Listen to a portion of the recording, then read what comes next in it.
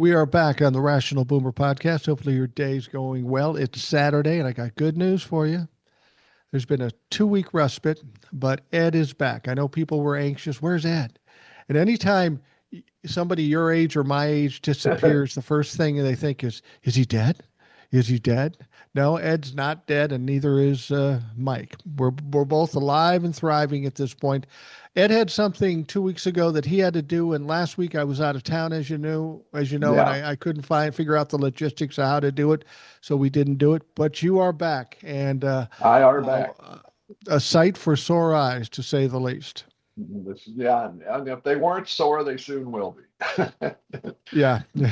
Well, the last 2 weeks, the last 2 weeks have been fucking crazy, but frankly, the last 10 months have been fucking Yeah, crazy every week. It's not so much if we think something crazy is going to happen, is trying to figure out what the fuck that's going to be. And yeah, it seems to have boiled to a real crazy week upcoming, especially with all that's going on the past weeks or couple of weeks. Is there anything out there that upsets you the most, or is it just everything in fucking general? Well, the government shutdown. The fact Yeah. that a one party, that being the Republicans, thinks they should never have to negotiate for anything, that everything should go completely their way.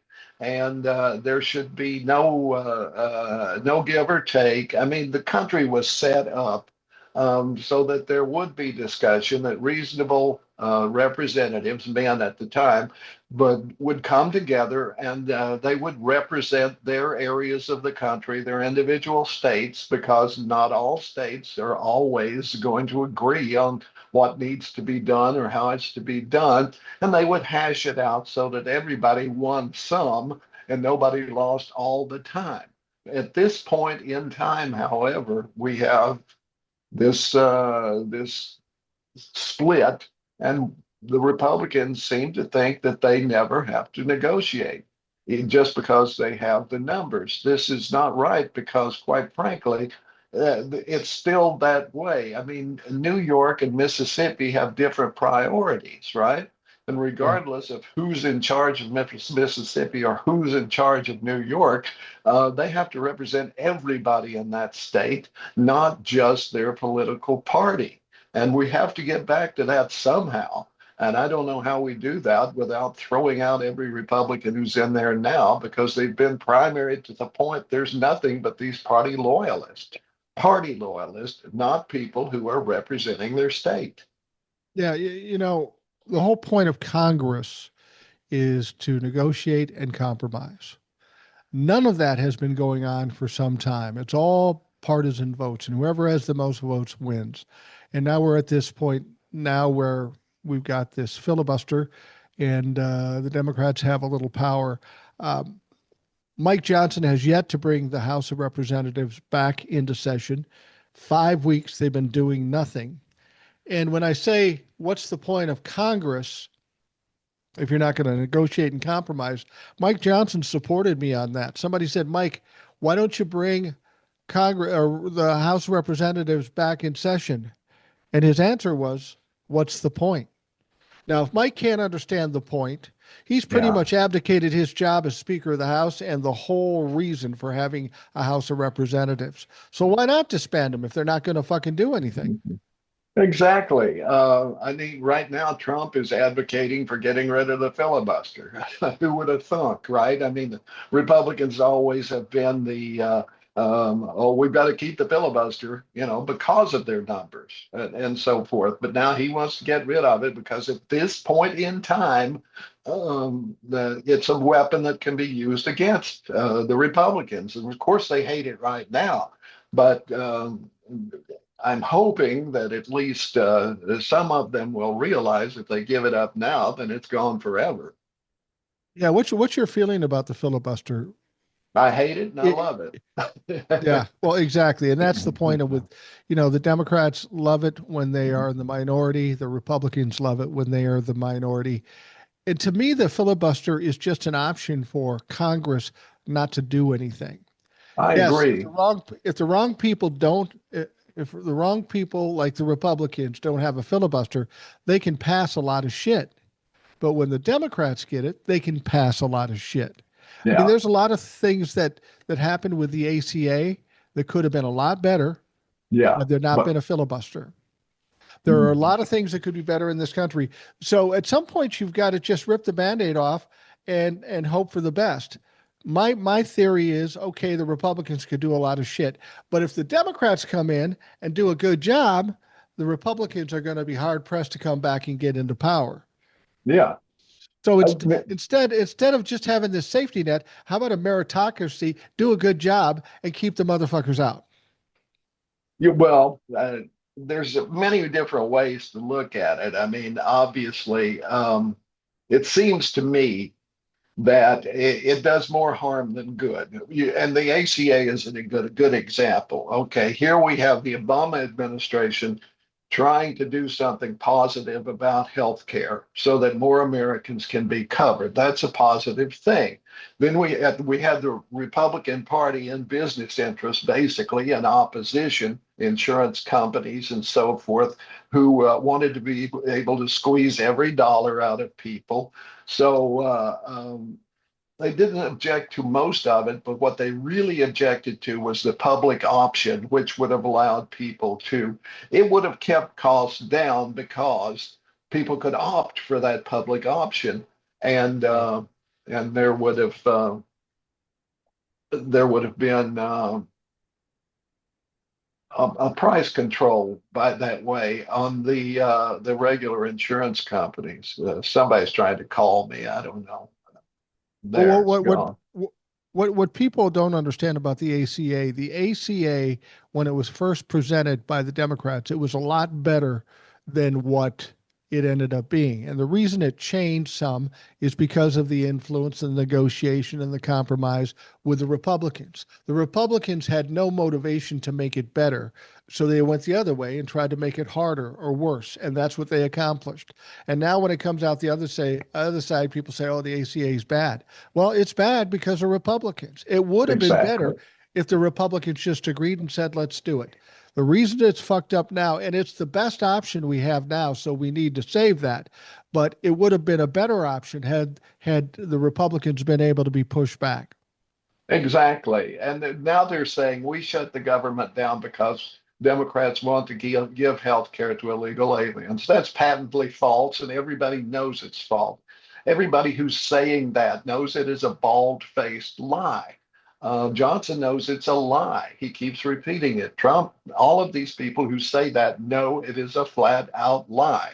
The only reason that Democrats are right now trying what they're trying to do is keep insurance premiums from doubling, tripling, in some cases, maybe even more, because there is government support that's expiring.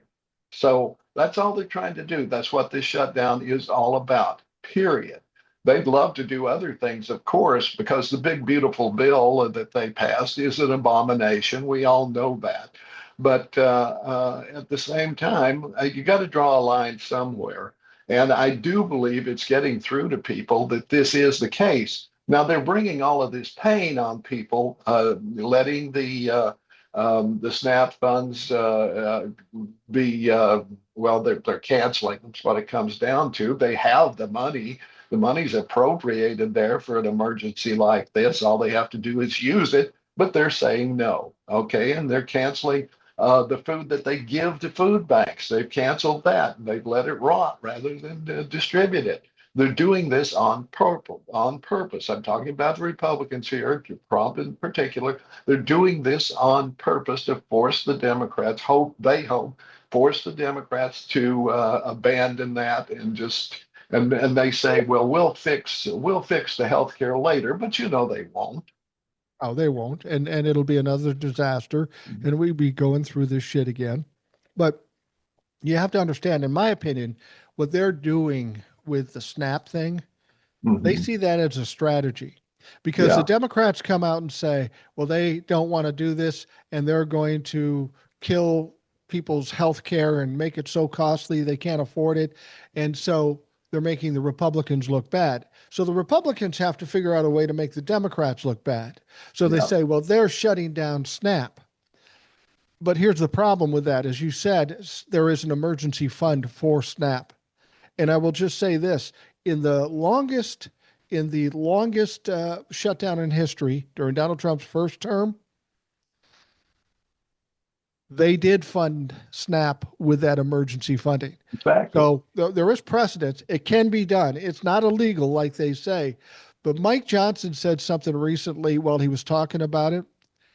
And I mentioned this in the podcast yesterday when I was talking to JD Farmer. I said, I know narcissist. I know my dad and how he handled money. He never handled money very well. When Mike Johnson said there's no legal mechanism to pay for SNAP with these emergency funds, that was patently a lie. Yeah. But then he said, where are you supposed to get the money? There's no money.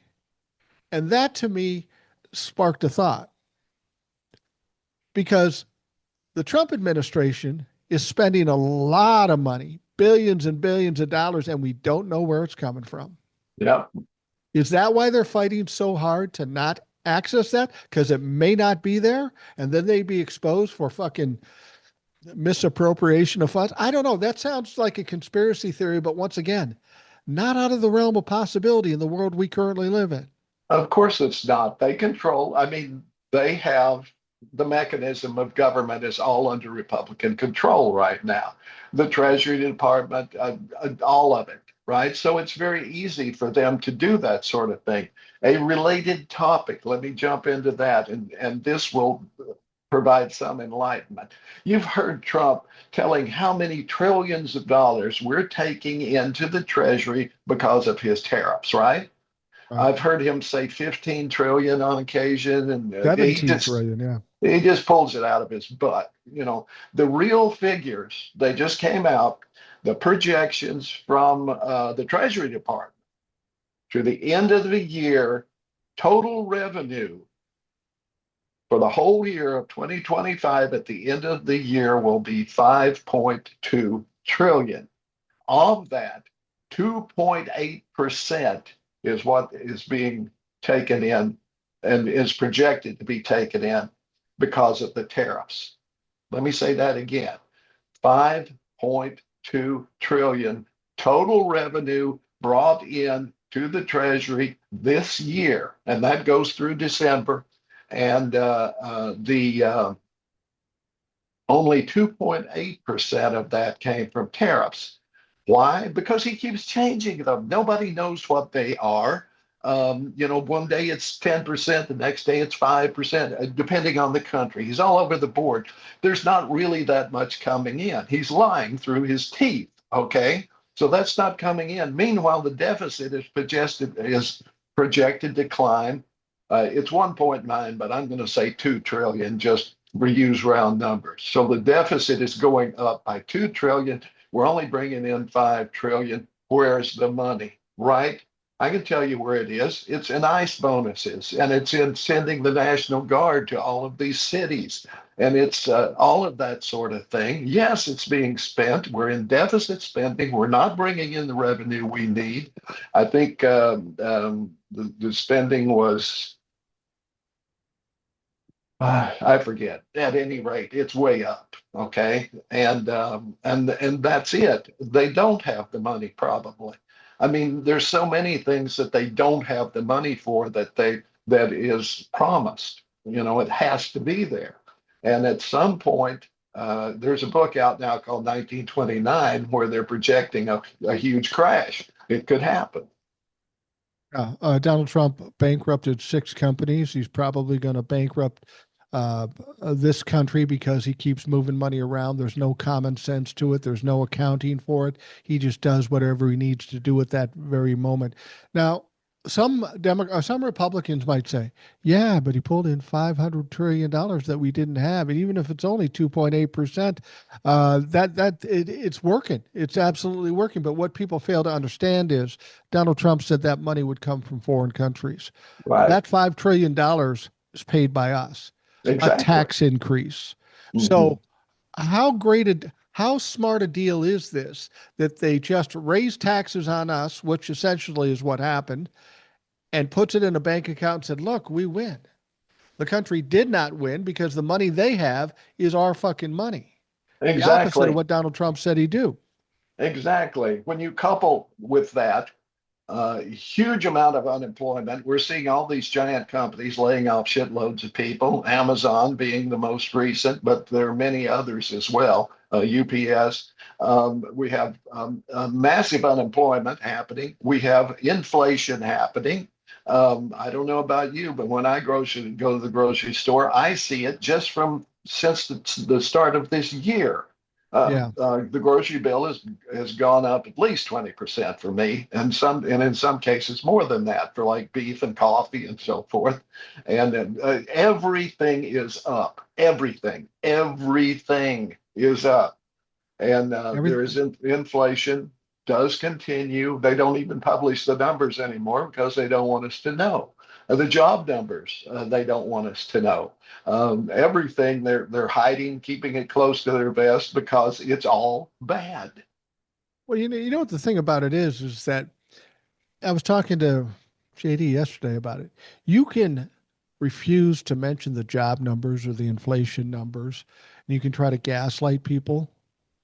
But the people in real life, in real time, are experiencing those high prices. They're experiencing inflation. They're experiencing the job situation. Uh, you can't continue to lie to them if they're suffering in the process, and that's exactly what's happening. We're feeling the effects of something that Donald Trump says does not exist. Who believes that? Mhm. Other than maybe 25% of the fucking idiots in this country.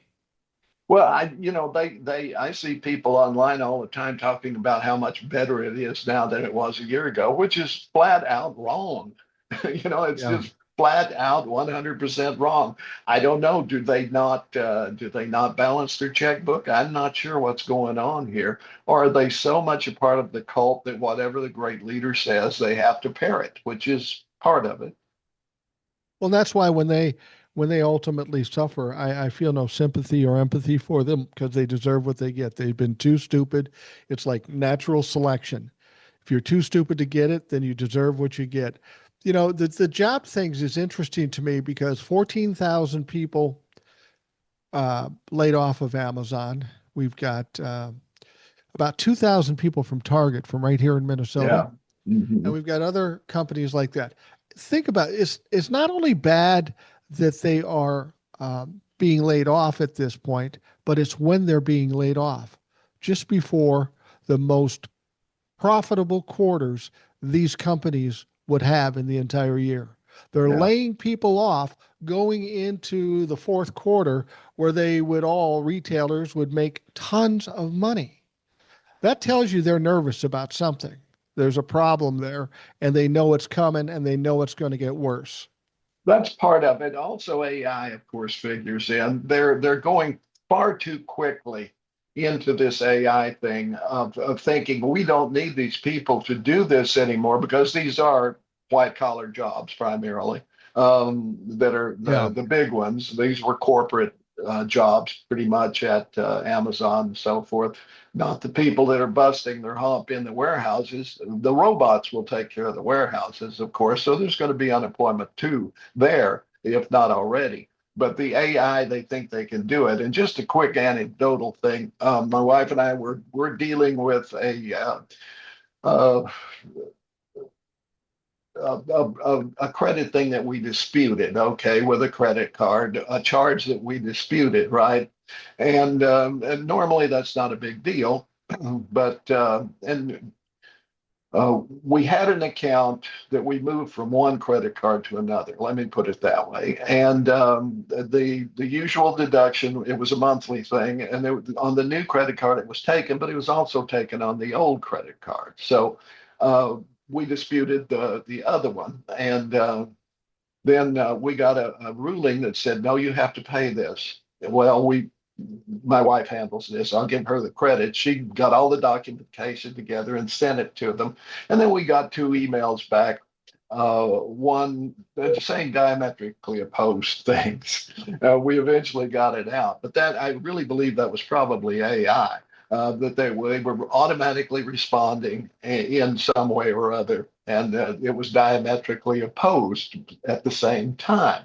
It was pretty easy to point that out. And eventually it was resolved in our favor. But you have to watch that kind of stuff, and you're going to have to keep watching it. And you're going to see it in your medical, and you'll see stuff denied that you've been doing for years because AI suddenly decides that it can do it. This is what's going to happen. When you take out the human element, the robots are going to get us. Well, the thing about it is, it isn't it just about mistakes. AI is programmed. Yes, The intelligence is built, and you can build into the fact, whether it be insurance or something like you're talking about, to immediately, the first thing you do is find a way to not pay it. exactly. And then there'll be a percentage of people that say, oh, fuck it, I got screwed again and just pay it. Right. Then you'll take it to the next step, and then it'll have to readjust how it handles the situation.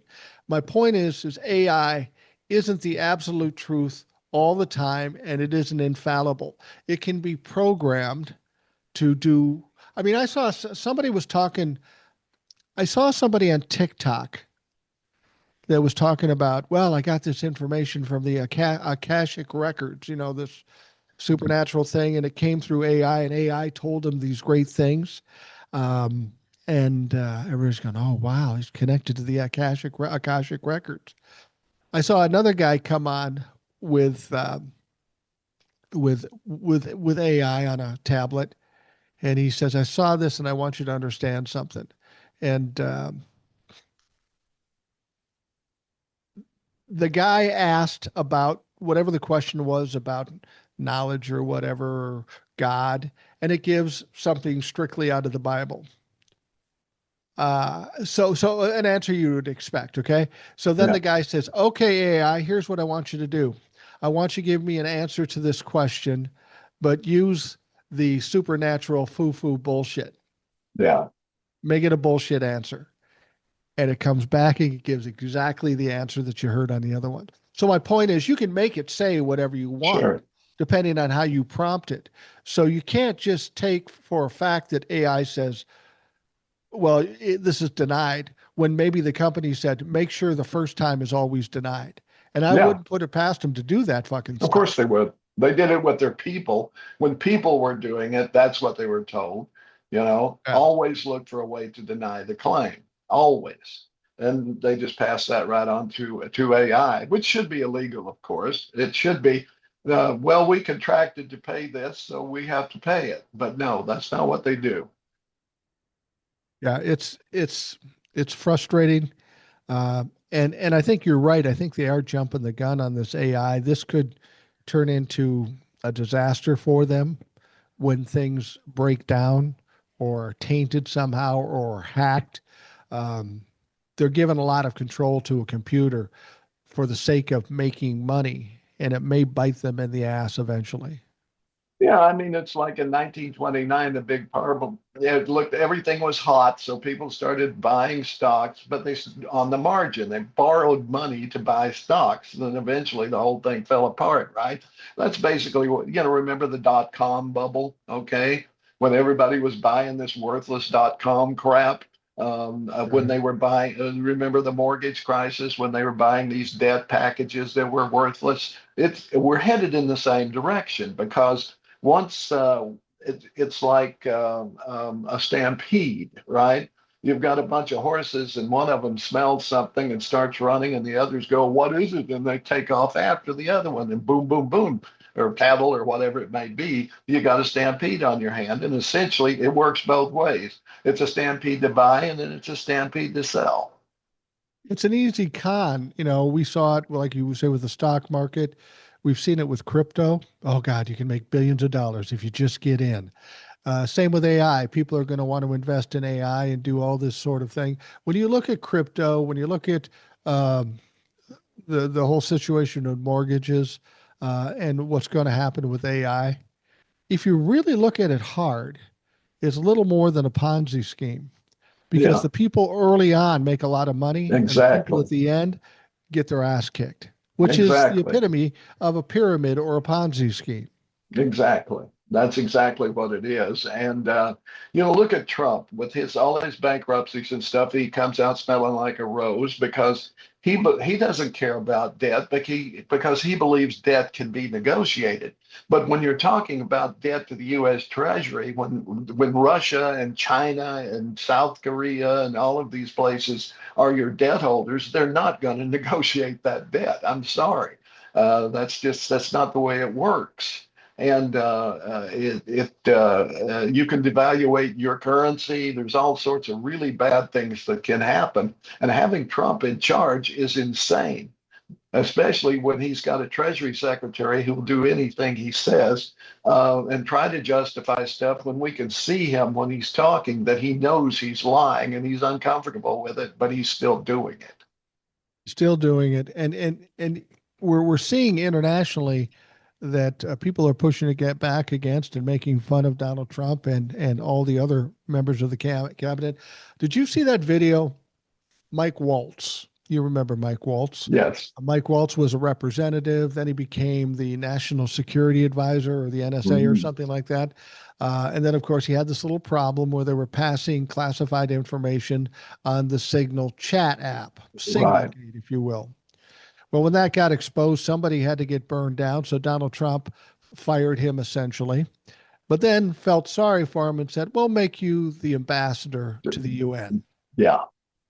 Because I'm sure Donald Trump thinks that's an easy job and it's not important and doesn't really do anything. Yeah. So Mike Waltz was at the UN this past week and he was spewing Donald Trump bullshit, Right. absolute bullshit.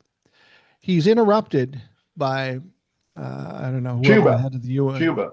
Yeah, Cuba interrupts him. The head of the UN says, hey, we've got a point of order. Cuba comes in and basically said, what this gentleman is saying is an absolute lie.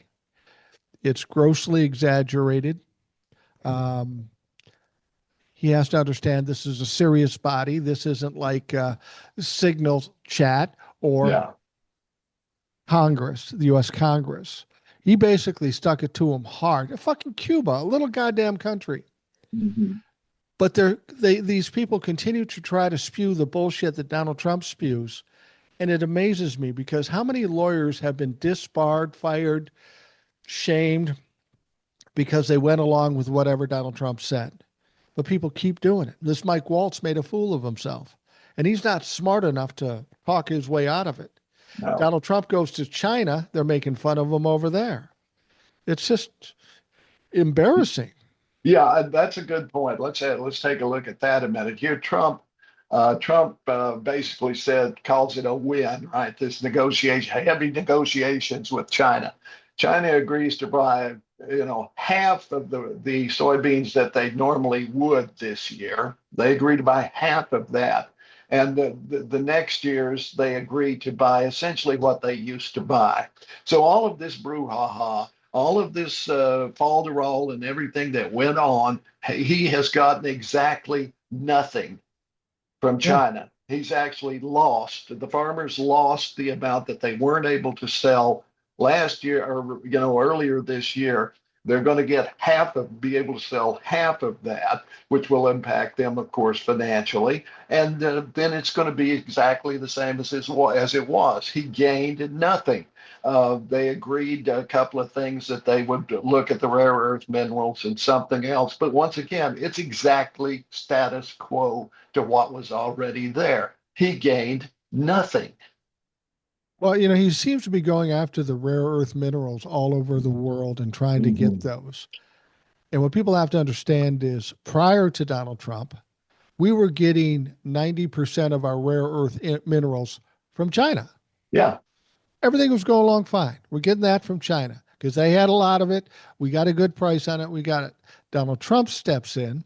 And what does China say? China says, fuck you. We aren't giving you the rare earth minerals. Donald Trump says, oh, I fucked up there. Now I got to try to get it from fucking Greenland, from Ukraine, from wherever I got to get it. Had Donald Trump done nothing, everything would have been running smoothly. And this is Mhm. part and parcel to what Donald Trump does. He creates problems and then he fixes the problems, but they're only fixed in a half-ass way. This is why Donald Trump ends up in bankruptcy. He steals from Peter to pay Paul. It's all about perception, and he's not smart enough to parlay into something profitable. He fucks it up and he loses money.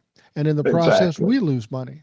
And he screws everybody that he works with, so they don't want to ever want to work with him again, or they, force him into bankruptcy because they won't help him out and so forth. I mean, if it hadn't been for Russia, he wouldn't have had a pot to piss in 20 years ago, a little longer. Right. They bailed him out through Deutsche Bank. We know that, and that's why he was so big. Why he is so beholden to this day to Vladimir Putin, right?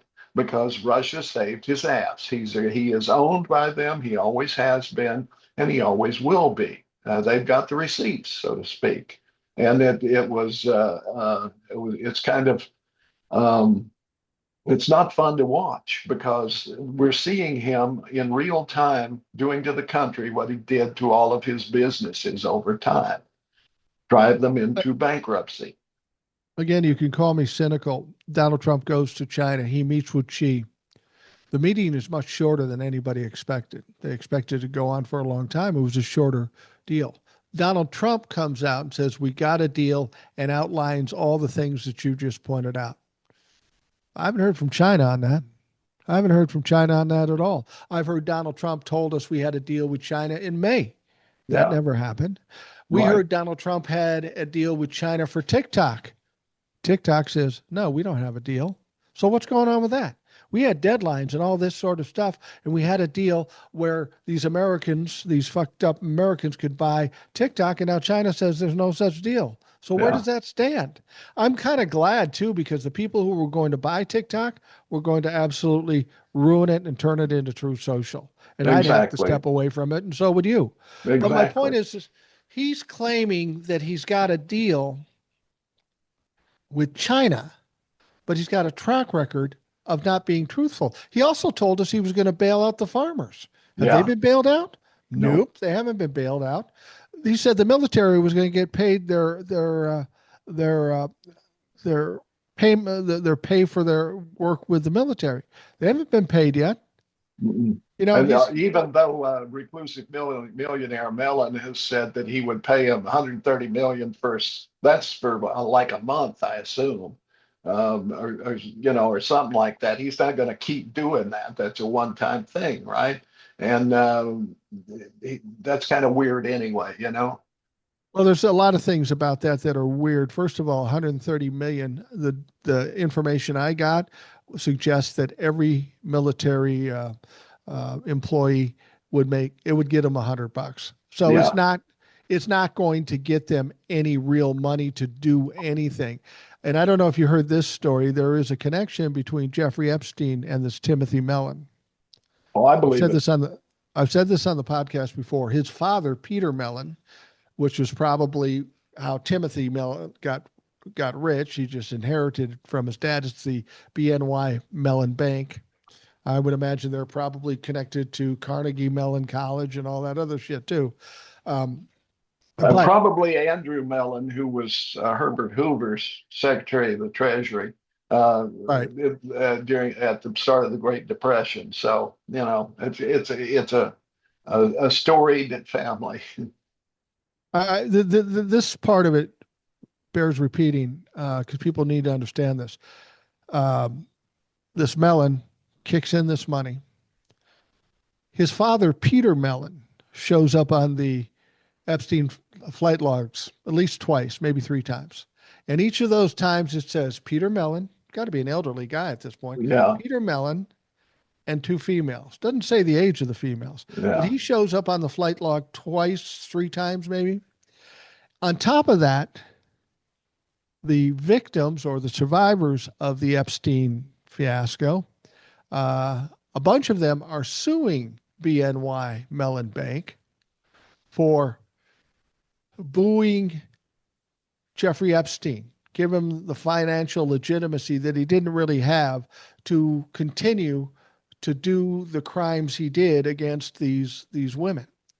So Donald Trump doesn't know anything about Jeffrey Epstein, but this so happens this guy is tied in tight with financing and supporting Jeffrey Epstein.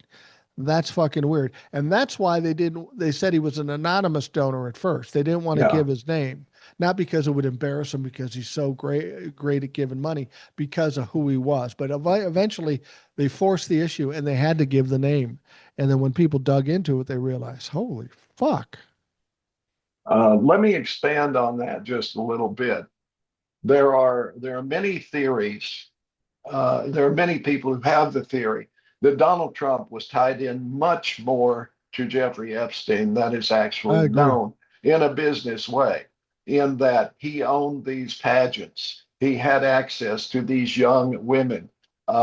He had these modeling agencies. Melania came through there. Okay. Right. I mean, he was, quote, introduced to Melania by Epstein, right?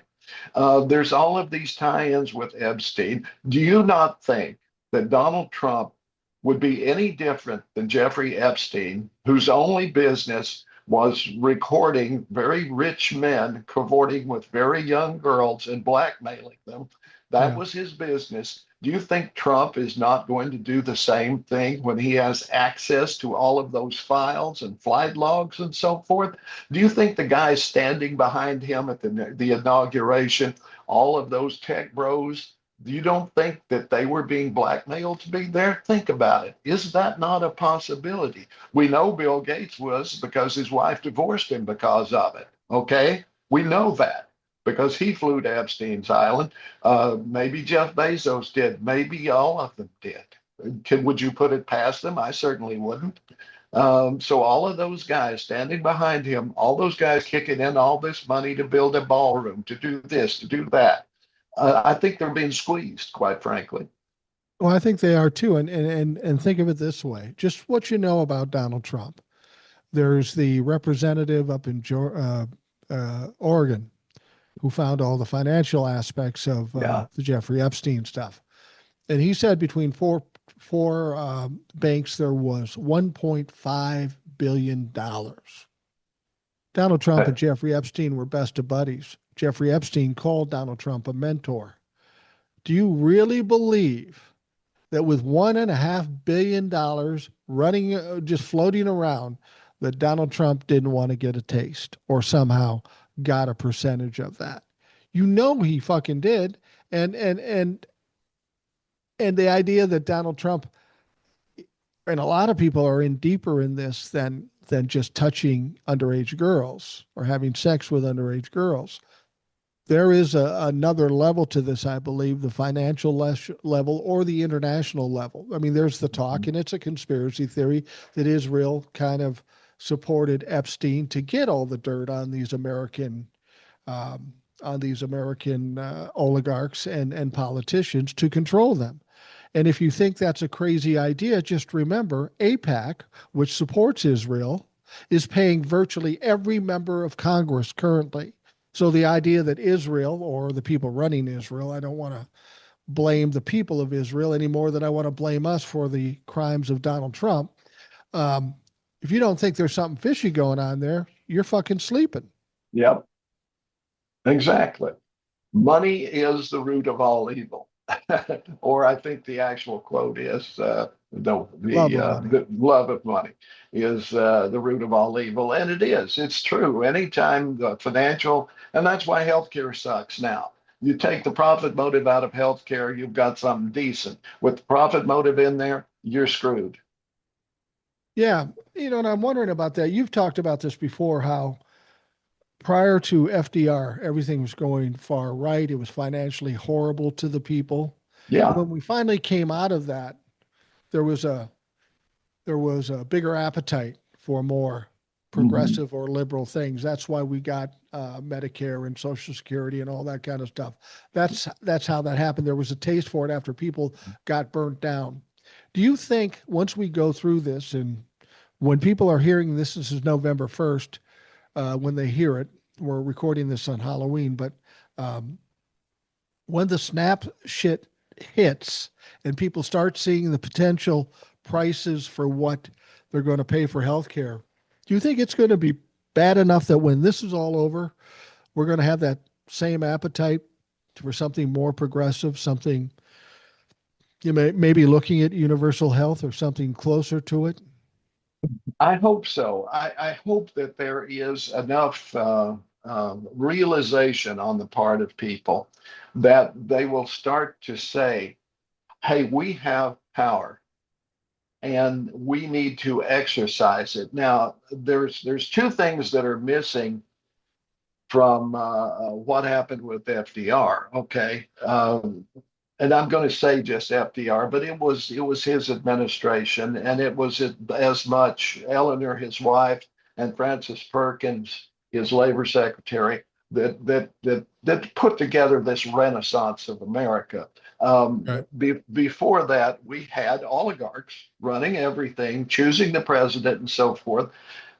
When 1929 happened and a lot of the great fortunes crumbled and so forth, and it looked like there could be a communist revolution, the FDR was able to say, we can head this off. And I'm sure he called a lot of really rich people in and said, this is what has to happen, or that we're going to go the way of the Soviet Union. We have to be able to give people some hope and some financial give them the American dream back so that they can see that it is possible to progress. So they do things like the GI Bill, they do things like the WPA. They start spending money that puts money in people's pockets, which they can spend, which spurs business, and everything works. Everybody can see that it's working then. And then as people are able to acquire property and build equity and so forth, you start to see a middle class emerge, which did not really exist before that. Sure, you had some wealthy farmers, you had some wealthy shop owners and that sort of thing in small towns and so forth, but most people were not doing very well. It wasn't even paycheck to paycheck. It's whatever they could eke out, and whatever people wanted to pay, they paid or didn't pay. But as people got more rights, they got more of an appetite. And they also had more leisure time, and they also had more education. So they were able to see things. They learned about history. They learned how economics works. They learned so much that that was why the future Supreme Court Justice Powell wrote his memo that said, "Hey, we got to put the brakes on this, or there aren't going to be any gigantic rich people anymore. You're going to have these, the middle class is going to take over everything, and it's going to become socialist." That was his fear, right? Because he was a business lawyer, even though he was a Democrat. And that's when it all turned around and they started to undo everything that the FDR administration had put together. So we have to give people the idea that they can be a part, that they can build equity, that they can build something they can pass on to their kids again, because that isn't happening now. I mean, your kids were lucky enough to be able to afford a house, right?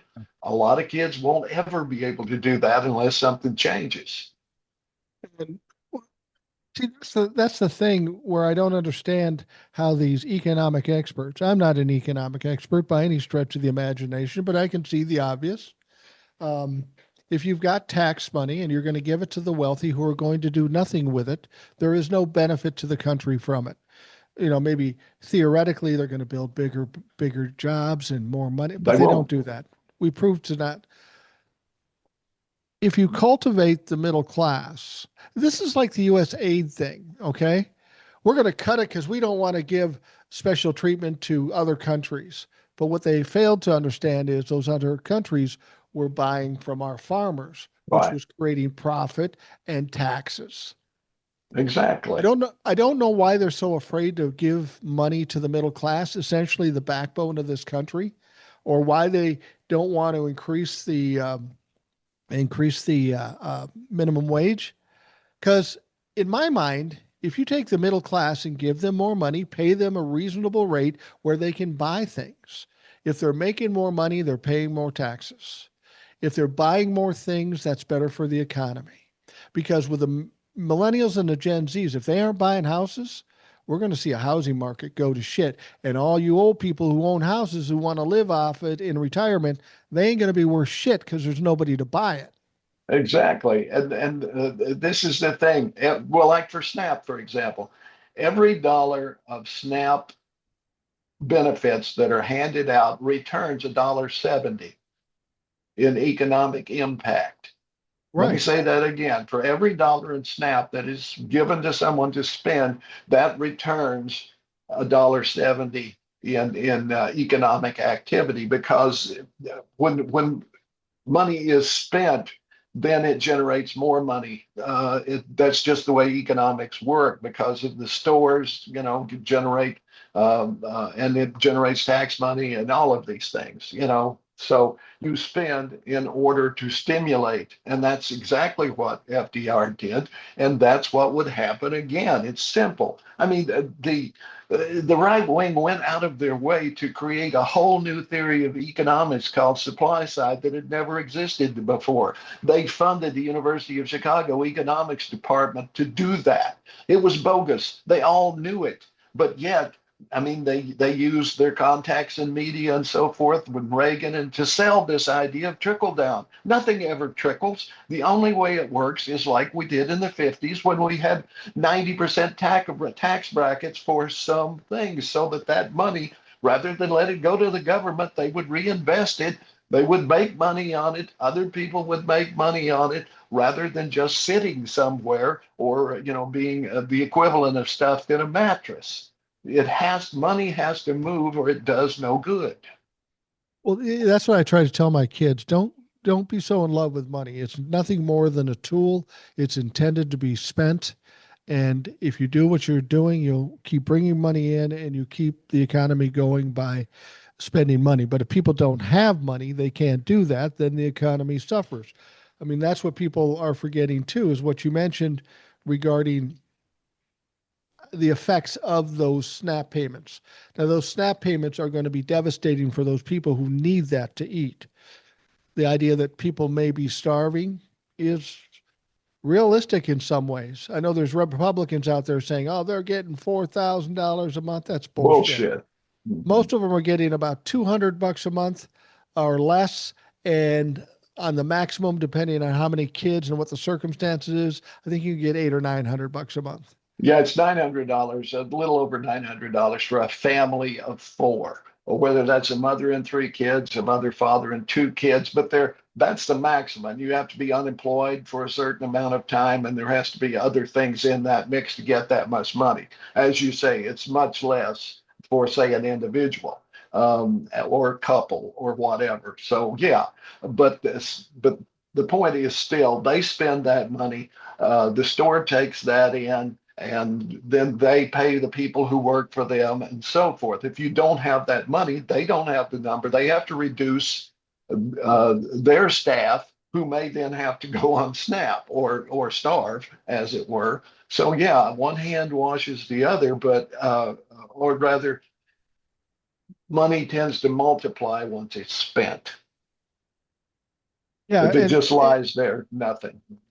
well, and we have to understand, as soon as the SNAP thing hits, if it goes for any particular time, there are going to be mom and pop groceries that will be going out of business. There will be larger groceries taking a huge hit. I don't know if this is true, but I even heard that 25% of all SNAP payments end up going through Walmart. How do you think Yeah, Walmart's going to feel when they lose that kind of money every it's day? huge. Yeah, that's what I'm saying. It'll be Walmart, it'll be Target, it'll be all of the food stores, and they will suffer, and it will cause more unemployment, and that of course will then cause other problems as it goes on. We have to start reinvesting in people. See, capitalism. Republicans worship capitalism. They say I'm a Christian, but they'll also am a capitalist in the same Right. breath, right? They see that, but then capitalism, as currently applied here in the U.S., is totally fractured. In the past, you had capital and labor, and they would negotiate, right? At this Yeah. point, they're trying to take away all of labor's negotiating rights. Reagan started it. Unions have gone down and down, fewer and fewer people in unions, much less able to negotiate. The minimum wage has been stagnant forever, and a lot of people say, "Well, no one really pays minimum wage, right?" And that's okay. Double it. As a matter of fact, triple it. And can you afford an apartment and a car and health insurance on triple the minimum wage? No, you can't. No, no, you absolutely cannot. And um, the thing about it is Donald Trump may be oblivious and he may not care, but there's got to be Republicans in Congress that understand this because it's pretty simple to figure out. It's a pretty basic equation, but they're still willing to support Donald Trump, even though they know what he's saying is going to be disastrous for them. I've said before that I think when he got elected, I thought it's just a matter of time before the Republicans get tired of the bullshit, find out he's a liability, and then just you know kick him to the curb. I still believe that's going to happen. Had no idea it would be this long and this much negative effects on the country. I cannot believe that Republicans can still stand by this. Well, we're seeing a little, the biggest demarcation that I can see, or person jumping ship or raising questions, a very surprising source, a woman I've been vilifying for quite a while, and I'm still not super happy with her on many, many fronts. But Marjorie Taylor Greene at least gets it, Yeah, saying that they have to do something about the cost of health care because her adult children's health care is going to triple. right. She came out and said it. She's right. She's telling the truth. So I congratulate her on that. I'm not going to agree with her on much of anything else, but by God, if she can see it, who can't? Yeah, absolutely. And the thing about it is that you would hope that more people will see this, how it's going to not only affect them, but people around them. It's like the layoffs here. Uh, with the Target layoff, I know at least one person who's been working in the job for 22 years, looking to retire in the next 3 or 4 years. They're laid off. There's 14,000 of them at Amazon. Um, this the entire negative effect to this. The jobs.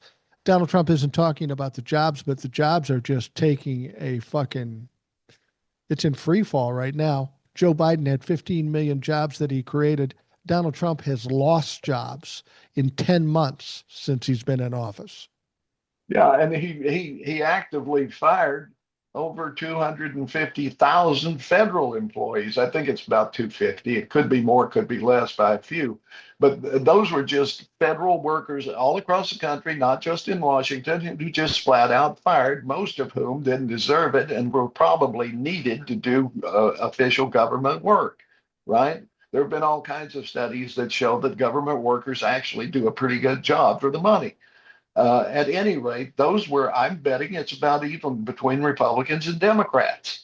I mean, we know how government jobs are gotten, and it's usually through a privileged system handed out by Congress people and so forth. Or you got to know somebody to get the job. I'm sure about half of them are Republicans. Are they going to take that lying down? Or are they going to say that asshole fired me? I'm not going to vote for him, and you see that when these people have their town halls, they're getting dragged over the coals because this is happening and people are seeing it and they're seeing that it affects them. Well, Mike Johnson has had the Republicans of the House out for 5 weeks now. And like I said, when they said, when are they going to come back? He says, what's the point? He said, we did our job. We decided what the CR should be. It's a clean CR. It's up to the Senate to get it done, which is bullshit. That's not how it works. It goes to the House. It goes to the Senate. Senate changes it, goes back to the House. Um, they're expecting they think that they just did what they did and they're going to not negotiate at all what we talked about before. Um, but it all does seem to link back to this whole um, this whole Donald Trump Epstein thing. Yeah, It's all about that. that's what it's all Donald about. Trump, and even if there are Republicans in the House, and there's got to be that think, yeah, we got to protect the ACA. It's going to fuck up my community, my constituency. They can't because Donald Trump says no, double down, triple down, triple down. There's got to come a turning point where the Republicans say, fuck you. I'm not ready to burn down everything just to support some fucking dementia filled, fat, orange, shitty pants piece of shit. And I wonder if like this filibuster might be the one thing because Donald Trump wants it. He doesn't see why they shouldn't do it, and the Republicans just aren't going to have a stomach for it. So there's going to be some kind of headbutting between the two of them, and Donald Trump's going to get pissed because he's not going to get what he wants, and he's an incorrigible child. No. Help me out. Who is the Berkshire Hathaway investor? That guy, old guy, lives in Omaha. Warren Warren Buffett. Buffett. Yeah. He said the easy way to stall the government shutdown is the moment it starts, congressional pay stops and congressional health care stops. And why not? Air traffic controllers are working without pay. Soldiers are working without pay. Why should Congress be drawing their pay? Shut them down. If they're not at work, they don't get paid. It's that simple. Now, of course, neither Democrats or Republicans are going to vote for that. We have to find some way to make them do that. I mean, they exempt themselves from everything and their staff, if they, they always do that. They always exempt themselves. They always exempt their staff from whatever onerous thing they come up with. That's got to stop because there would Yeah, never be a government shutdown if their pay stopped the moment the government stopped. It's that simple. that's absolutely true. And people have suggested that. Again, it's like asking for term limits. Well, the Republicans and Democrats have to vote to have that happen, and they're never going to do that. But you know what adds insult to injury to this shutdown? We've got Republican members of the House. They're on vacation doing whatever Yeah, the fuck they're doing. They're not doing town halls, I guarantee you that. no. But Mike Johnson says, well, they're doing important stuff in their communities. I bet they're fucking hiding at this point. Oh, of They ain't course they doing are. nothing. But you know what adds insult to injury with the SNAP thing coming down today? In addition to the $175,000 a year that these people are getting paid to do literally nothing, they get a per diem Yeah, for food, yeah, $79 a day. yeah. If you take all the members of Congress getting $79 a day, we're talking $31,000 a A day day. paid for food for members of Congress. And these poor people are trying to get for an individual less than $10. These Yeah, fucking elite motherfuckers are stopping those people from eating, and they're eating in the best restaurants in fucking Washington, D.C. yeah, and not only that, that's money that's just going into their pocket because you know as well as I do, some lobbyist is taking them to lunch every day and dinner every Yeah. night. They're never paying for a meal. All they have to do is say, "Yeah, I'll meet with you," and boom, it's taken care of. And they probably, they'll send them on vacation too somewhere. We know how it works, but that all of that should stop. If someone wants to serve their country as a representative, that's what they should do. Okay.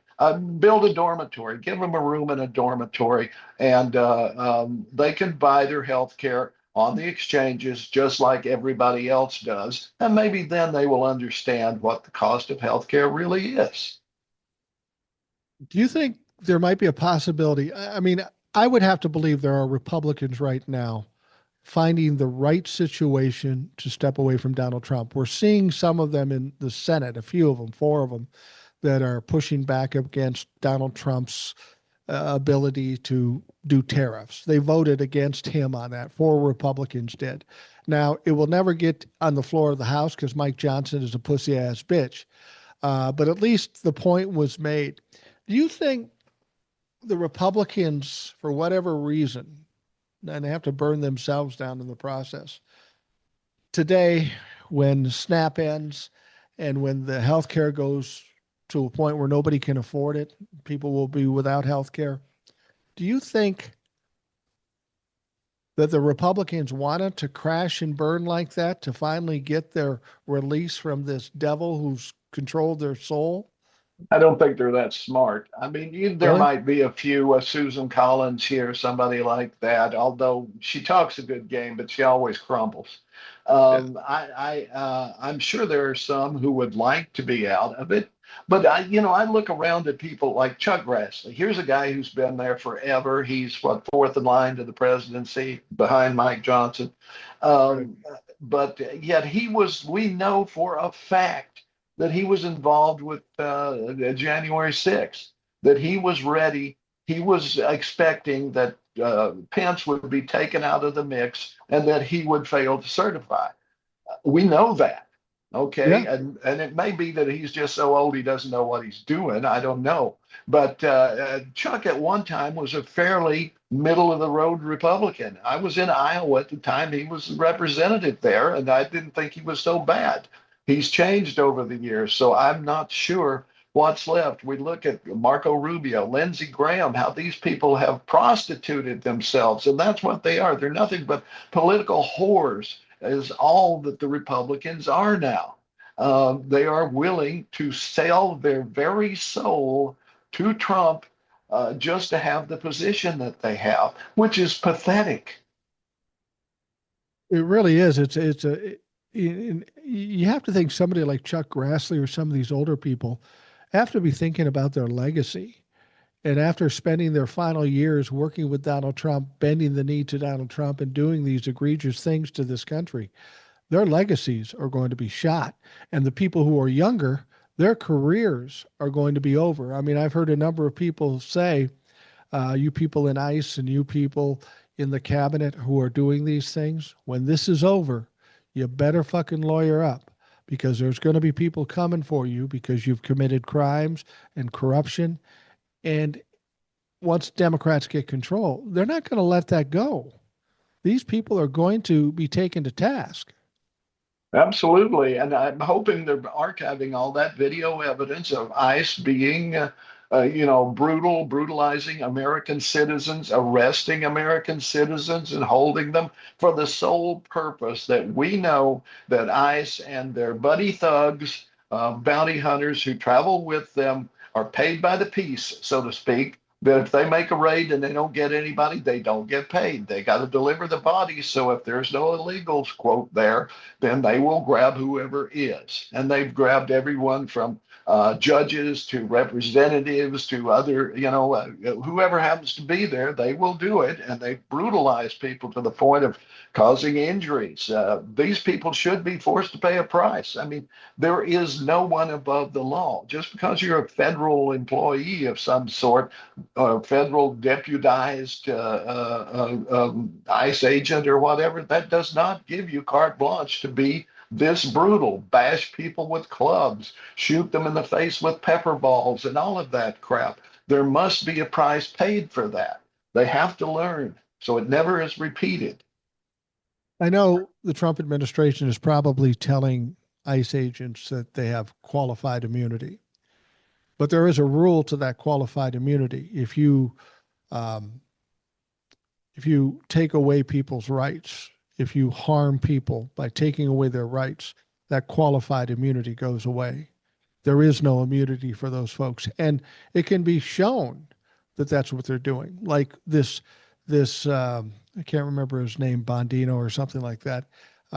He is one of the leaders of ICE, and he was called in by a judge because of some of the things they were doing that were contrary to what the courts uh, laid out. And one of them is using tear gas willy nilly. Yeah, Okay. like on a Then there's, children's parade yesterday. yeah. Well, so they've got video of this guy throwing tear gas into a crowd unwarranted. And now he has to go back and address the courts on that. Now they've said, you got to come back every day and address it because we can't fucking trust you. The courts are starting to come down on ICE, but you have no idea what's going to happen when Donald Trump and the DOJ is no more. You've got protection with Donald Trump and the DOJ at this point, but that won't last forever. And not all of you are on death's door. You're young, you're going to have careers and futures, but your futures may be fucked because you've committed some horrible crimes out there and it is on video. Did you hear the story? I don't know if this is true, but I hope it's fucking true. There is a group of women that are sacrificing, kind of like the suffragettes back in the day. They are Yeah. sacrificing by dating ICE agents simply so they can get pictures and so that they can get their information I've and heard out that. them. Yeah. Yeah. That's fucking crazy, but it's kind of cool. Yeah. I think I salute them for that. Talk about taking one for the team. Ooh, Yeah, you no know, shit. yeah. No But shit. I mean, anybody at this point who would be a part of that is not a person I want to have anything to do with on any level at all, ever. And No, I will no. never forgive them. I'm sorry. It's just, this is saying I will be evil for a certain amount of money. That's your price, really? Well, that's the thing I've always people say, well, you're going to have to forgive him eventually. No, Mm-mm. you don't. My father, uh, I didn't have to forgive him because he became inconsequential. I just left him out of my life. He's died. I don't feel bad about it because of what he brought to my particular situation. And it's the same with these people. Um, just because they get an epiphany and they find out, well, boy, I was wrong. I'm so sorry. That'd be one thing if we were just talking about politics. You're Democrat, I'm Republican, and we just don't agree. Yeah, maybe you can forgive somebody for that. But when you see what they have supported and they have wrought on this country, it is unforgivable. It is unredeemable. And at the very least, I don't want them in my proximity because I don't want the darkness they bring with them. Um, But this is the they can't be thing. So forgiven. let's talk about the darkness, though. We just saw this policeman who was convicted yesterday of shooting this black woman who had actually called the police about an Yeah, intruder. They show up. He threatens to shoot her in the face, and then he does. yeah. Um, and he was convicted on degree murder because it wasn't quote premeditated. I think you could argue that it was, but to a certain extent. But anyway, he was convicted on second degree murder. I'm waiting to see how long it takes Trump to pardon him. Oh, I yeah. really, really believe he will do that. I also believe he will pardon Diddy, and I think he will pardon Ghislaine Maxwell simply because he sees that as owning the libs. He sees that as saying we are above the law because we have taken power. And I will, he pardoned the guy who was financing, the big financier was financing essentially um, Binance, the crypto. Binance trafficking. And then Binance starts to promote his crypto. Okay, so there's double dealing there. Not only is he pardoning somebody convicted of something heinous, but at the same time he's profiting for it. But I do think that he would do it if he didn't get a dime, because it's quite simply saying, I'm the king. I like these people. Look at George, what's his face, the congressman who was in prison, that Santos, he George Santos, Santos. unredeemable, and yet he pardons him simply because he said he always voted Republican. That's not a reason, okay? And Yeah, and no, uh, it's we have to re-examine the presidential pardon. I've said this forever, whether it was Democrat or Republican, they've all done it. They've pardoned people who should not have been pardoned. And with their pardon, they have taken away the restitution to the victim, which is heinous. right. And, the main reason I think he will pardon Diddy isn't even as much as owning the libtards, because Diddy has a shitload of money Yeah. and Donald Trump wants some. And if Diddy offers enough money, Donald Trump will grab the money and pardon Diddy, which I think would be devastating for the Republican Party. Donald Trump doesn't give a fuck about that. Um, he's it is all about money with Donald Trump. The interesting thing about this Binance guy, though, and we can talk about Donald Trump's cognitive state, his physical state. A day after he pardoned this Chinese guy, this crypto guy from Binance, he was asked about it. Didn't know He what they didn't were know. talking about. He's Had a no lot of clue. people told me. You Uh, know what he said though? Again, all you have to do is let Donald Trump open his mouth and he'll fuck himself over. He goes, well, I pardon a lot of people. Oh, so you don't know who you're pardoning. You're just pardoning anybody willy fucking nilly. yeah. And then we had that second annual update checkup. Oh, it's just a regular checkup. Yeah. And that could, that could have gone by the wayside because there's so many other fucked up things that people are paying attention to. They go, yeah, whatever. But then Donald Trump, dumbass Donald Trump, comes out and said, yeah, I had an MRI and I had the cognitive test. You don't have an MRI as standard procedure. You've No. got a problem that they're looking for. Yeah, and the cognitive test, same thing. I mean, he tried to spin it and say, AOC and Crockett could never have passed it, which is stupid. I mean, toddlers pass it. I mean, it's to gauge, not your IQ, not your intelligence, not your aptitude. It's just whether or not the brain's working right, right? Can you remember? Can you make associations and so forth? It's simple shit that if you can't do it, you got a problem. Okay. Yeah. So they would not, that would not have been part of a regular checkup, especially since he just had one in April, right? Yeah. Yeah. It doesn't make any sense. And I pulled up that Montreal cognitive assessment. I said, Mhm. what's this look like? I mean, how hard, what is it? It's And pictures. I pulled it up. It looked like something I might like a worksheet I might have taken in sixth grade. Yeah, it comes with crayon. You Yeah. know? But the fact that he's so intent on talking about how he aced it, Yeah, knowing how Donald Trump does this and projects things, it tells me he had a problem with it. yeah, And it tells me that the MRI, there was a problem there. I mean, we can clearly see that mentally he's far more diminished than the first term by a long yeah, shot. yeah, But what's he doing? What's he doing while he's this? He always tells on himself. So he's talking about the auto pen with Biden and whether Biden was cognitively viable when he was president. Well, he's not president anymore. mhm. By him saying that, and it's a stupid strategy. Usually if I got a problem with something, I'm going to keep it quiet. I'm not going to draw attention to it. But Donald Trump has to point the finger in somebody else's direction if he feels he has a problem. He's going after and investigating whether Joe Biden was cognitively capable toward the end of his term.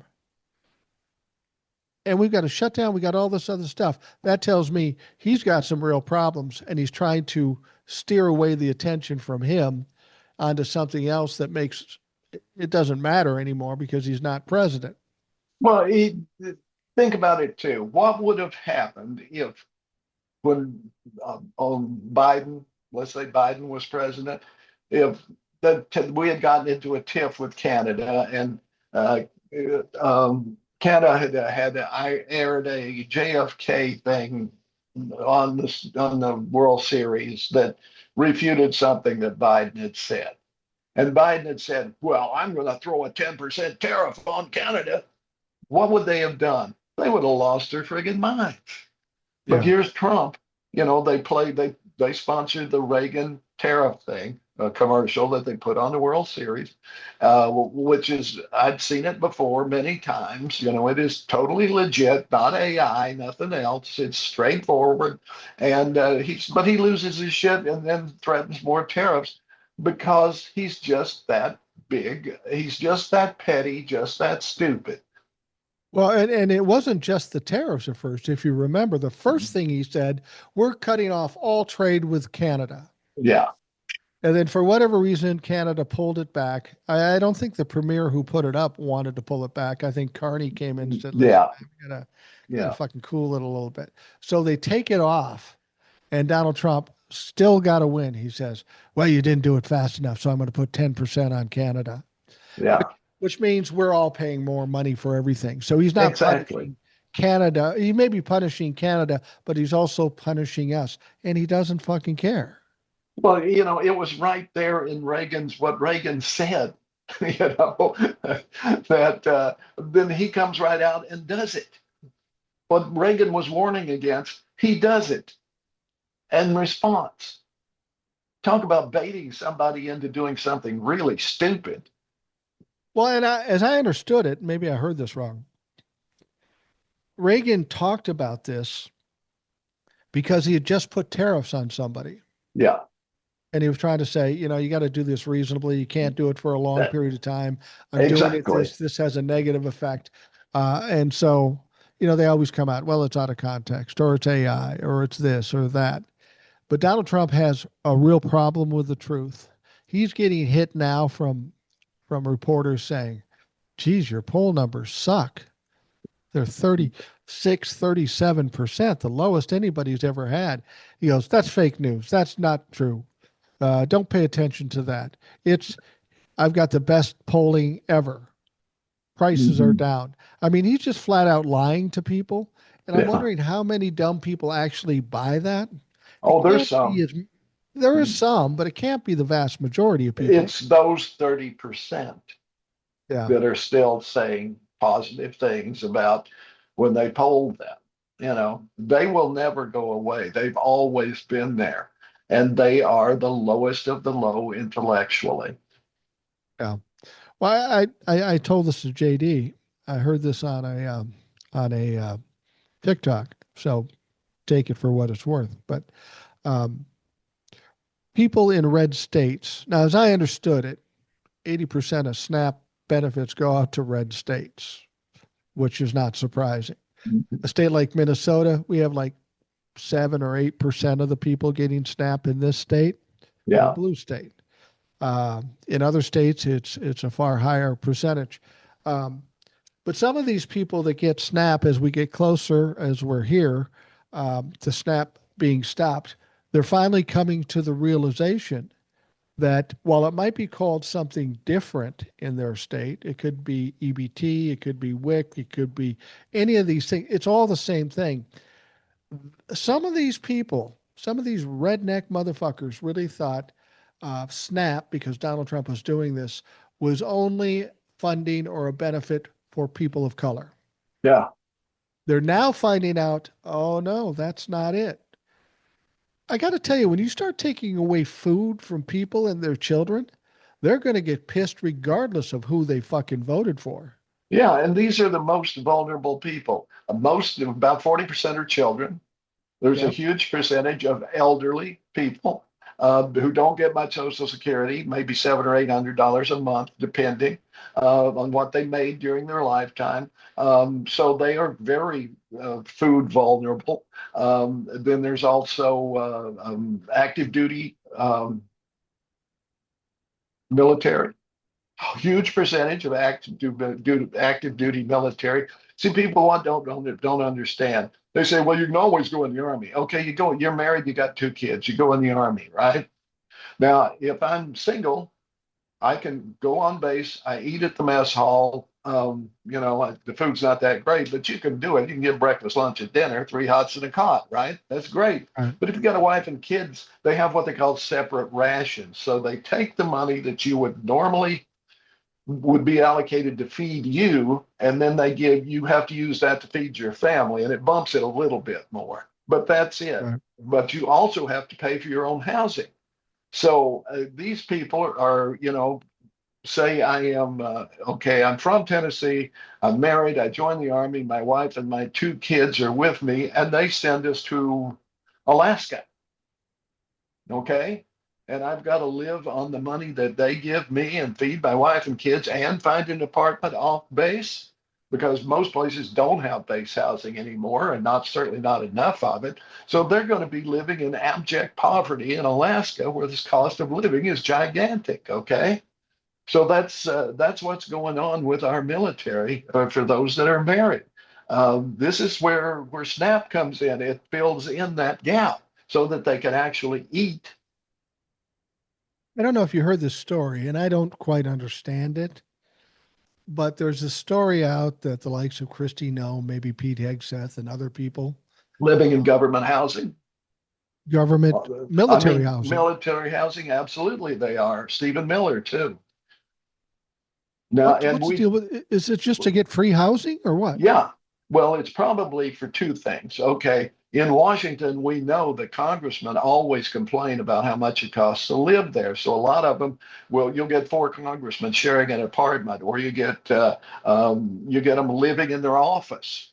For Right. example, some of them do that because it is very hard to afford an apartment unless you're rich to begin with. But if you're an average person who's elected to Congress, or the Senate probably, although there's very few of those. But if you get there, you're going to have to shell out a big chunk if you want your own apartment. So yeah, there's financial incentive there, but also these people are hated very much, and they figure they're probably they don't have to have bodyguards if they're on a military base. Yeah. Although, sometimes guys on military bases decide to shoot up a bunch of people. So who knows? But that's what it is. And when they are taking that space, that means someone else is not getting it who deserves it a lot more than they do. You know, since we're talking about the military, we got to talk about this Venezuela thing. Mhm. They've they've shot anywhere between 15 and 20 boats. None of them have been proved to having drugs on them. And they keep getting closer to Venezuela. Donald Trump inkled at the possibility of getting boots on the ground. They're at least sending drones in and bombing certain things. Um, to me, it seems like this is what he wanted to do to Mexico, but somebody said, Donnie, that would be a big fuck up. You can't do Mexico. So he Mhm. picked out another smaller thing that he could, another smaller country that he could bully. Do you think he's actually going to go into Venezuela, or is he just doing this bullying tactic to try to intimidate Venezuela for whatever reason, or trying to give the perception that he's strong? Yes, to all of it. I think he'll eventually do something on the ground. I know the UN is condemning it. We know that there is literally no fentanyl made in Venezuela. So that's an outright lie to begin with. If it's fentanyl, the boats obviously aren't packed from stem to stern with marijuana or bales of cocaine or whatever. I can't see that there's much of anything in them, but except people. I don't Yeah. know. They shared no intelligence. They could very easily share the intelligence without sharing how it was gotten, I would think. To justify that, they could show it to Congress. I mean, Congress could go into executive session and it could be presented to them, and they could say, yeah, okay, I mean, um, the administrations have, lied to Congress before, hence the Iraq War. Remember that? Yeah. That was all predicated on false information, of course, of WMDs and that sort of thing. Um, but they won't even do that. So that tells me they got nothing. I think it's highly immoral. I think it's highly illegal. The only thing is, we don't have a mechanism because of the Supreme Court. We don't have a mechanism to call a president on the carpet anymore. Used to be Congress had to have some say in whether we went to war or not. That's been kind of shoved to the side. I mean, we didn't really have that was Congress never authorized Vietnam that I'm aware of. They certainly didn't Iraq, Right. not directly. Well, and a couple of things. First of all, those boats that they're blowing up in South America, they aren't the kind of boats that would have the wherewithal, 20-foot long maybe, They can, and an outboard motor. They couldn't get to America in those fucking boats. no. They couldn't even come close. So the idea that they're a threat is ridiculous. But we are hearing, and I'm curious as a military guy, we're hearing a lot of top brass people are retiring or resigning from this. Yeah. Obviously, Well, a lot of people in the upper echelon of the military don't really have the stomach for what's going on, and that should say a lot. well, I think it was yesterday that they suspended, I believe he's a captain in the National Guard in, I don't know, Iowa, somewhere, who reiterated the simple fact that military officers, well, military period, have the obligation to refuse illegal orders. That is absolutely true. I may have told this story before, but I'll tell it again. 1972, I was in basic training, United States Army, and they marched us into a movie theater and they showed us a short film that was basically a reenactment of My Lai. And then a JAG guy came out afterward and said, this should never have happened. Those soldiers should have refused those orders, and you must. Under a similar situation, if a superior officer orders you to fire on civilians or any other illegal order, you must disobey and you must arrest that officer. Yeah. Those were his words. Anyone who gives you a legal order basically then has taken themselves out of a supervisory commission or position. So it's up to you then to take them out of the mix, so to speak. I mean, the way he said it meant if you have to shoot them, do it. But Yeah. you are not, you are obligated to not obey an illegal order. It's an active thing. And the fact that they suspended this guy is just insane because he's telling the truth. It's DOD policy and has been ever since My Lai, essentially. Well, the president of Colombia, Gustavo Petro, I think his name is, Yeah, he called Donald Trump a murderer. yeah, He called and he Donald Trump a is. murderer. And if he is killing innocent people in international waters, he is a murderer. When this is all said and done and Donald Trump doesn't have the power he has now, is he is he at risk of international crimes? If the world body designates him, well, Putin, for example, has to be very careful when he travels internationally because he could be arrested and brought before the world court. Trump will find himself in a similar position, I do believe, if he's still alive. I'm still going with the Thanksgiving deadline.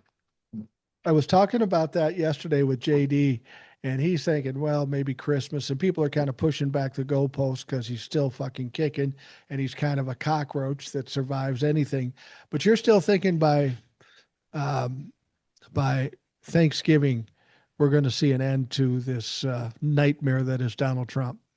Yeah, I mean, then we'll have the nightmare that's JD Vance. But up until that point, I'm seeing him on a daily basis looking more and more sick, more and more debilitated, more and more confused. He was talking about whales again the other day and babbling, just babbling.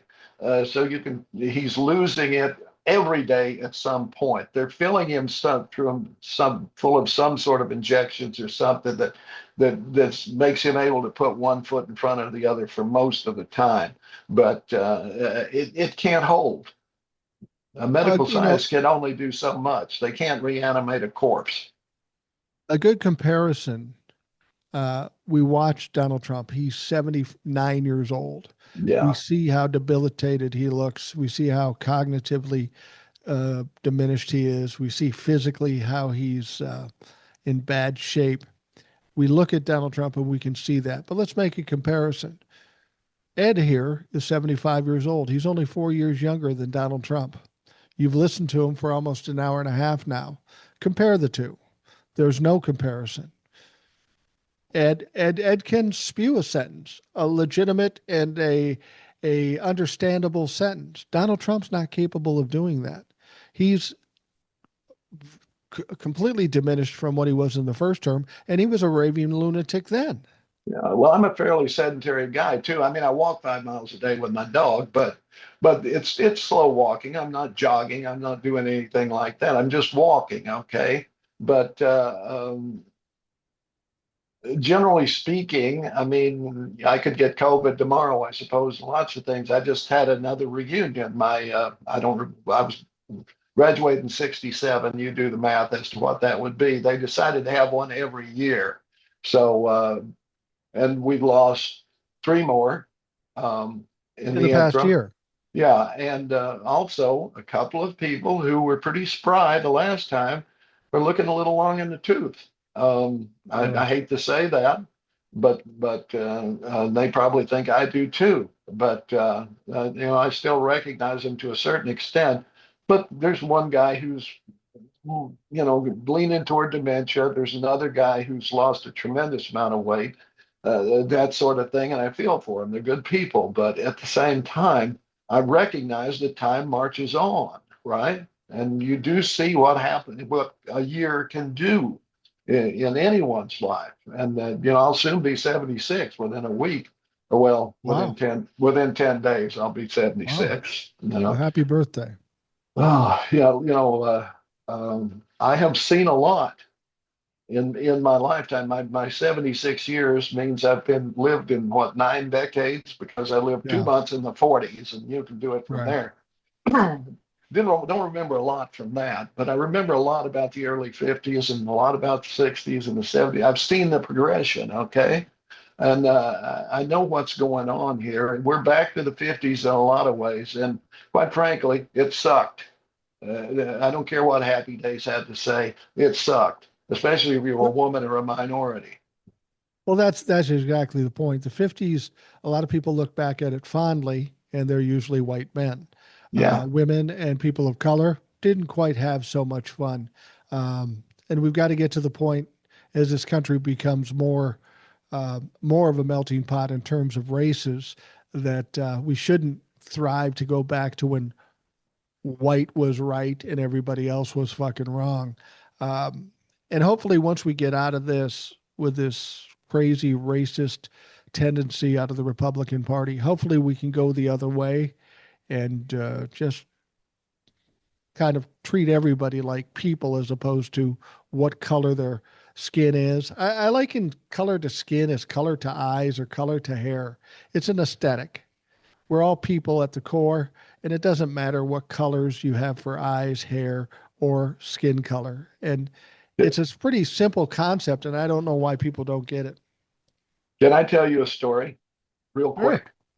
People love the Okay. stories. No, where I was last week was I was asked to fill in for a friend of mine who's a nationally known storyteller. She and her father were on Garrison Keillor, and other TV shows and so forth, as storytellers.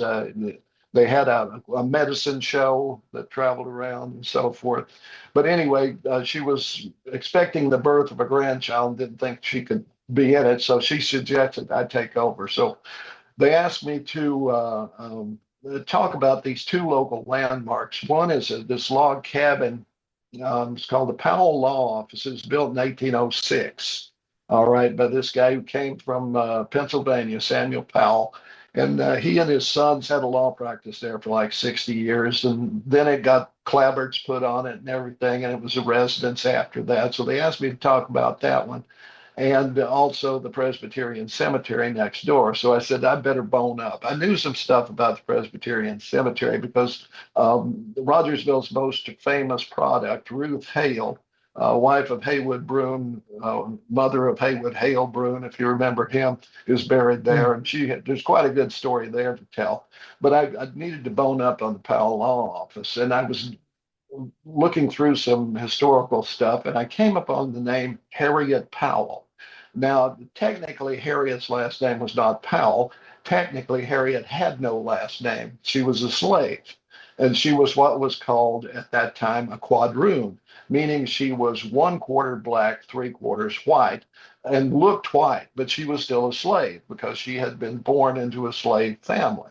And she was owned by the Powells. One of the sons, Samuel Powell, moved to Mississippi, and once he was there, she was quite fetching, apparently, and she wound up being sold to this Mississippi family called the Davenports.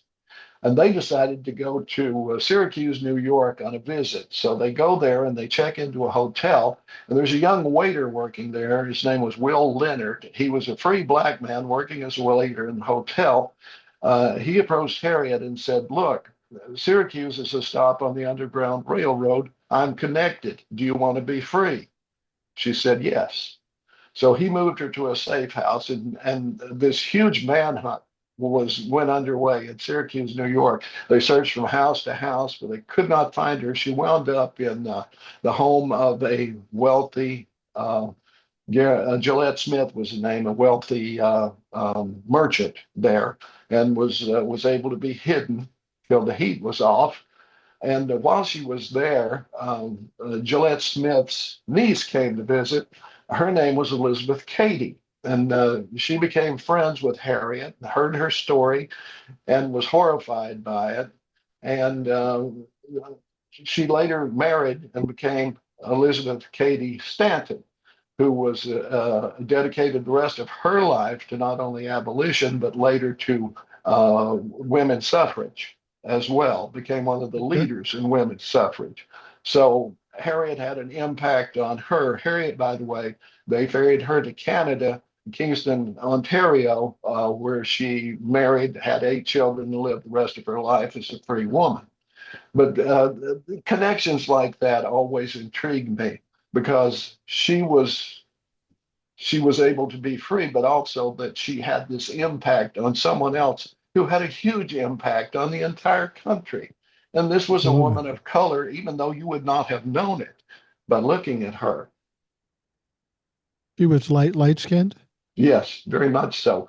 See, what most people don't realize is that the importation of slaves was banned early in the 1800s. So all of the slaves born after that were born in this country. Some were on farms dedicated to simply that, and others most often were impregnated by their owners. So that almost all the slaves after the early 1800s have a lot of, there's quite a bit of white genes within the black community from that. And, The Republicans would say race mixing. yeah, exactly. That's what they would call it. But they were the ones doing it. Now, granted, and they'll scream, "Oh, it was the Democrats who had slavery," and that's true. But the thing is, the Republicans in the North, and locally, my great grandfather actually fought for the North here in Tennessee, and East Tennessee stayed with the North. They voted to stay with the North, did not secede. But after that, during Jim Crow and so forth, people forgot a lot of that. So by the time I was born, Republicans and Democrats both were just as racist as they could be. Yeah, yeah, absolutely. Well, that's interesting, and that's quite an honor for them to ask you to fill in as a storyteller. You're a great storyteller. I like to tell a story now and again, but even more than telling stories, I love hearing great stories because I think they're important. I think we can learn a lot of things from stories. Like you say, the connections that were involved in that story are intriguing, and we need to learn more about those things so we can understand what the fuck is going on today. Well, and this is the thing. I mean, I went through high school, grade school and high school here in my hometown. I never learned any of that. And that was No, never taught to me. But that is real history. And that's why I like to walk around graveyards and read epitaphs and so forth and try to make connections with families and so forth, because we learn those who do not learn history are doomed to repeat it, or words to that effect. I like walking around cemeteries going, "Oh, that's sad. That was sad. That fucker deserved it." That it's just kind of nice. It's kind of cathartic to be able to see the people who died that deserved it and wish more people who deserved it actually succumbed. Nobody in particular, but I think I look at myself as not racist at all. I don't base anything on color because it's just stupid. However, I have a strong prejudice against people that are orange. I hate those Yes, motherfuckers. me too. I, Me I too. wish them the worst, and I wish they would just fucking go away. Well, Ed, thank you for coming on. I know people were anxious to hear from you. It was a couple of weeks since we last heard from you. Ed, as you can see right now, unlike our president, is alive and well and kicking and cognizant, and he's fine. So And far, it's so far, so far. Call me if that changes. I will. Uh, because that will take a different tone on the show and it might be kind of fun.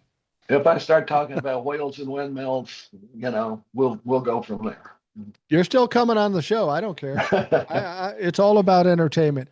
All right. That's Well, true. thank you, Ed. Thank you, Ed. I appreciate it. For those of you listening, thanks for taking the time. I hope you have a great day and we will talk to you again tomorrow.